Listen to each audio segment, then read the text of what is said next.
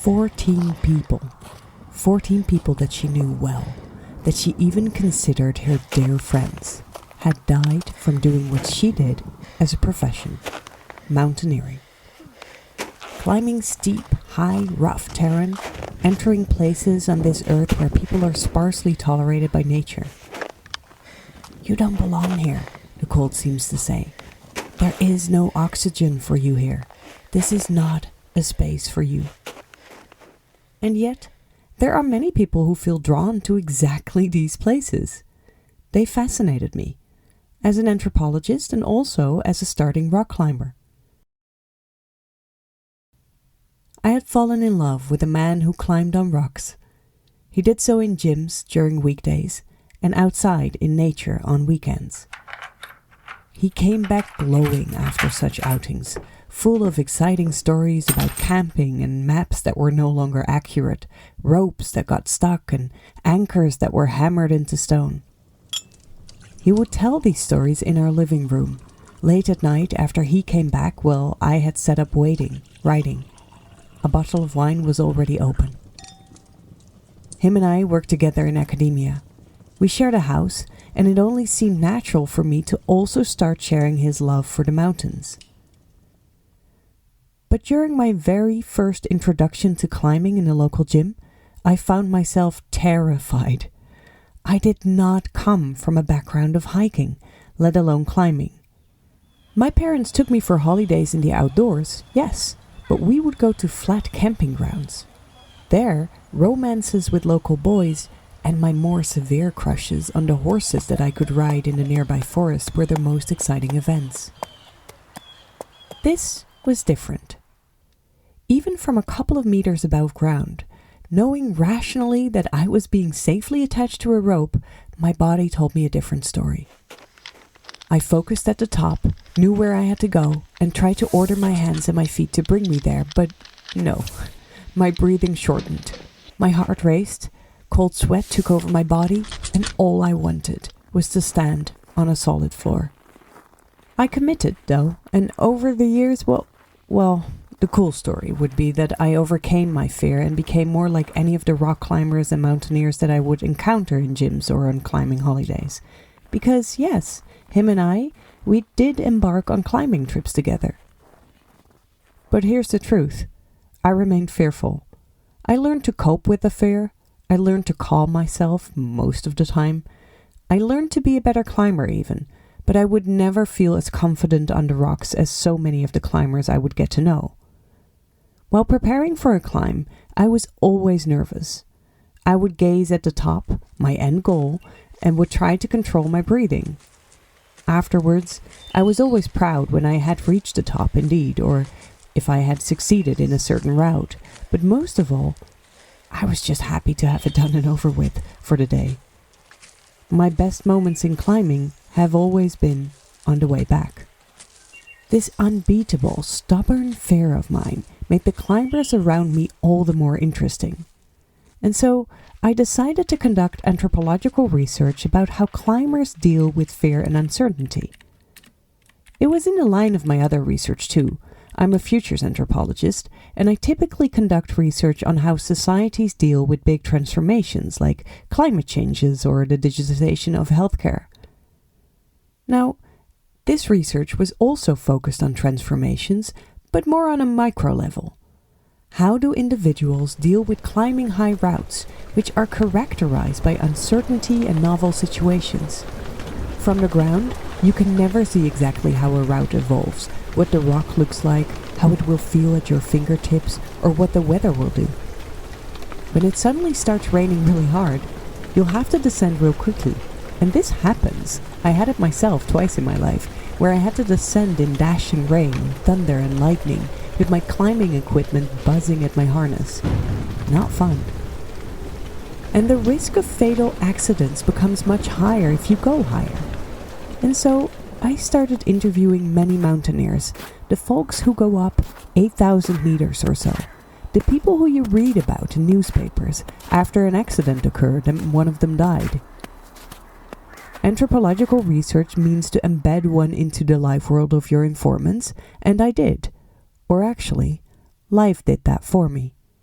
After the first climbing boyfriend, no, our relationship did not end because of my vertigo, but for many other reasons. I fell in love with another climber, and then another. I'm still together with him. Not sure what the universe is trying to teach me, but I'm confident that it is probably something around dealing with control, with fear, and with uncertainty. In any case, I had plenty of opportunities to get embedded into the climbing world. I did so on the climbing trips with my partners, on weekdays while training at the gym, and even during birthday celebrations. Half of my friends were climbers, and all of them knew other climbers, which made it easy for me to get access to interviewees.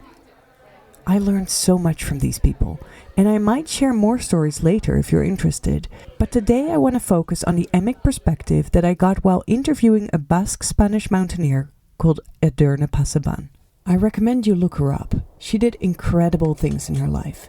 In 2010, she became the first woman to climb the 14 independent mountains on Earth that are more than 26,000 feet above sea level. That's about 8,000 meters.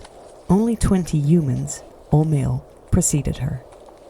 Edurne was interesting to me because she was not at all fearless during these climbs, and it did not come easy to her either. During her ascent of K2, the world's second highest mountain, she lost 2 toes and nearly froze to death after she'd been outside in extreme cold weather conditions for over 28 hours. She was saved by her expedition members. A few years later, she would lose 3 close friends and fellow expedition members during an ascent, despite her efforts to save them. And they were not the last ones she would have to say goodbye to. At the time I met with her, she had lost 14 close friends and colleagues in the mountains. She nearly cried when telling about their funerals. This was not, I realized quickly, a woman blind for risk. She was also very smart and very realistic and obviously loved her life. She didn't want to die, and never did she come across as reckless. There had been many expeditions where she would turn around before having reached the top because she felt it was too unsafe. No bravura with her.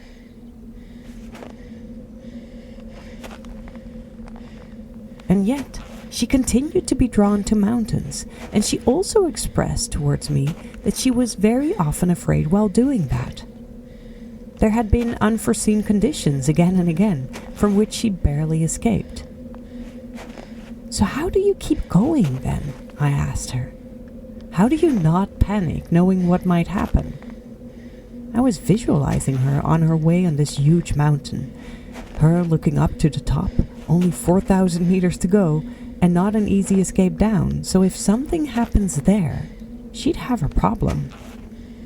Who does not stifle from fear in that situation? All the time during our interview, Edurne had looked at me with serious expressions on her face, but now she started smiling. White teeth in an otherwise suntanned face, she was beautiful, and her face showed the many years she had spent outside. Lines were deeper.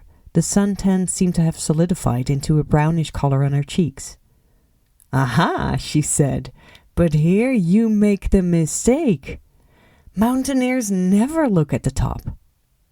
"What?" I said, and she explained, "When you stare at the top, you get overwhelmed with all the meters you still need to make. No good mountaineer does that, because we would get overwhelmed as well, just like you would. Instead, we look at our feet and the first few meters we need to climb. And if you do that long enough, suddenly you might just be at the top." Huh. She got me there. All those years, I had been staring at tops. And not just in my climbing, but in my work too. I would nervously gaze at my end deadlines or think ahead about important goals that I would have to, one day, get done. Obtain my PhD, secure a tenured position in academia, make sure I publish enough articles, buy a house. But Edurne invited me to take a different approach, one in which I would take one firm look at the top and then forget about it, instead focusing on smaller goals towards that end goal, the first few meters ahead, a first article to be published, the first paragraph of this article. My climbing improved, a little bit because of this lesson, and so did other areas in my life in which I have to act unknowingly about what might happen. I still get terrified sometimes, but if I feel drawn to some top, I know I will get there, as long as I keep my eyes fixed on what is in front of me.